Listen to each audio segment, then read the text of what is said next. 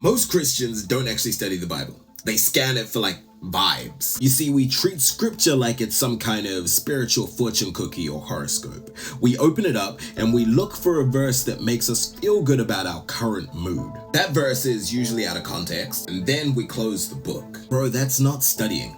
That's snacking. And if you sustain yourself on snacks, you're gonna become spiritually malnourished. If you want to really grow in 2026, you have to stop reading for feelings and you have to start reading for truth.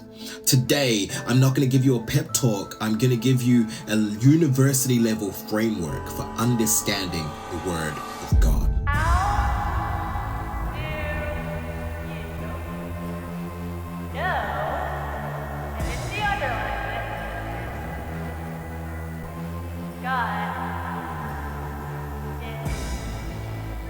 Welcome to Gospel Grounded, where we help believers grow from spiritual milk to spiritual meat.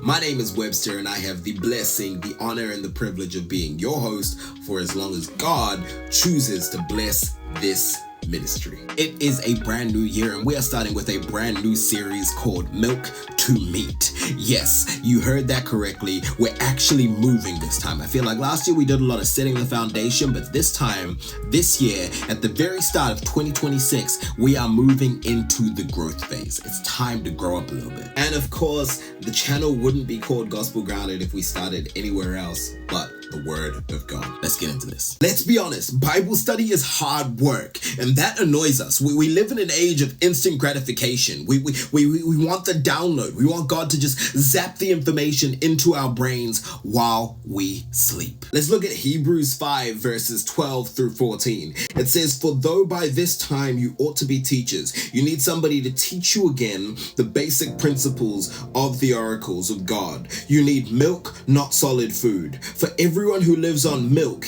is unskilled in the word of righteousness, since he is a child. But solid food," let me say that again, "but solid food is for the mature, for those who have their powers of discernment trained by constant practice to distinguish good from evil." You see, it's simple. You don't get big muscles by looking at the weights. You actually have to lift them. And you don't get theological depth by simply looking at your Bible. You've got to wrestle with the text. But before I teach you how to study your Bible, actually study your Bible, I need to show you what you've most likely been doing wrong. And we need to repent of these 3 bad habits today. First up, we got Narcigesis. Yeah, I know, this isn't actually a real word, but it's a play I like to use on the word exegesis. Now, to exegete the text is to pull meaning out of it. And so Narcigesis is when you read yourself into the text. You see David and Goliath and you assume that you're David. Spoiler alert, you're not David. Jesus is David. You're the Israelites on the sidelines needing a savior to win the battle for you. You see, my point is this. When you make the Bible about you miss God. Number 2, we need to repent from proof texting. This is when you grab a single verse to win an argument or to validate a decision, just ignoring the verses before or after. Don't be that guy. You need context, bro. The third and final bad habit we need to repent from is emotionalism. Because man, I just feel like this verse means... Let me be real with you. It doesn't matter what you feel like it means. It matters what the author actually intended it to mean. Screw what I say, man. What do the smart people say? The theologian J.I. Packer, in his classic book, Knowing God, said this. If you want to judge how well a person understands Christianity, find out how much he thinks of the thought of God, of being God's child and having God as his father. And here's the thing, you can't actually know God as a father if you don't know his history, his character, his standard. And guess where you find those things? The context. Let's get practical real quick. We're going to be using the O.I.A method: observation, interpretation, application. And let's be real, most of us, we jump straight to step 3. We ask, what does this say to me, before we ask, what does this actually say?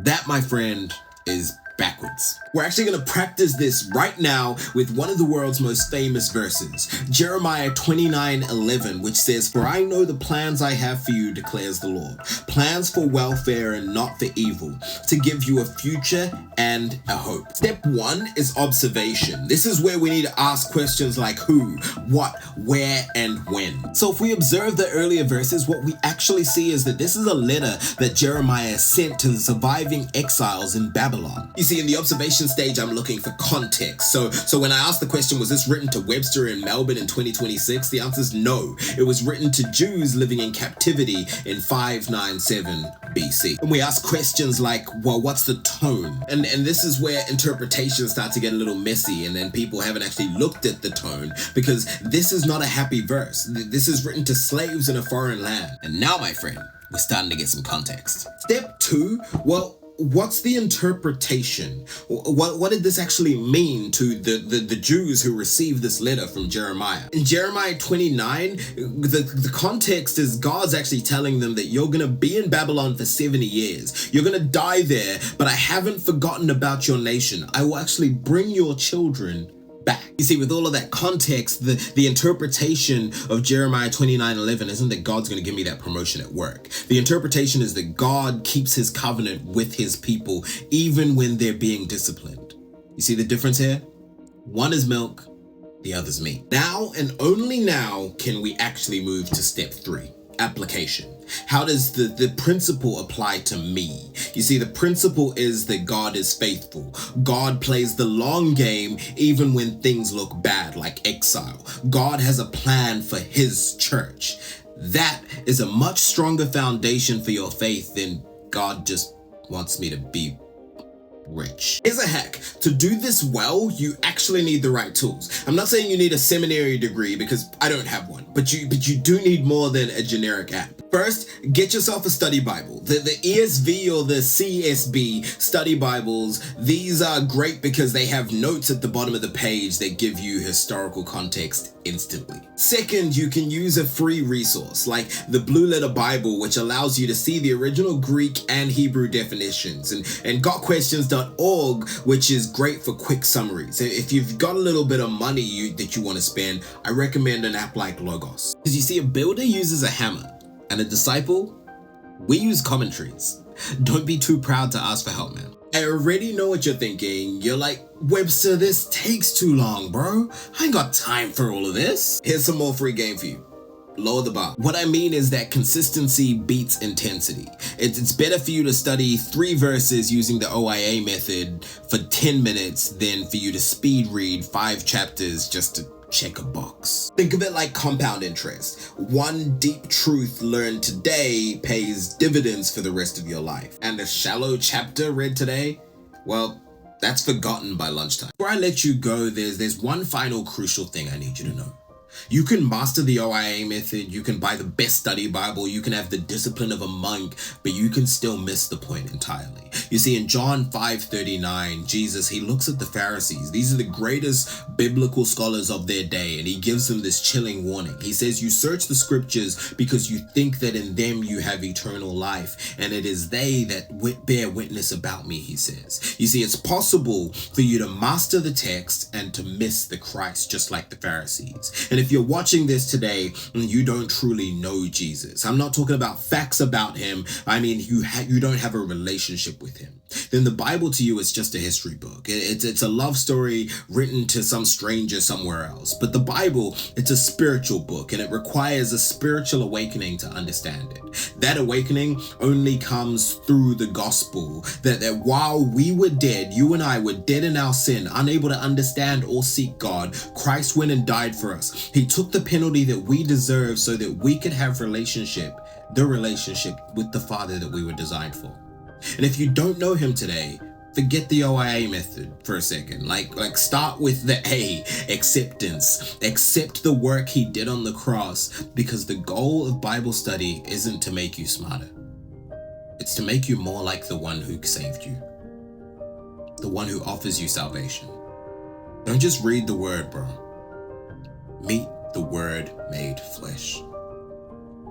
If you don't know him, pause this video right now.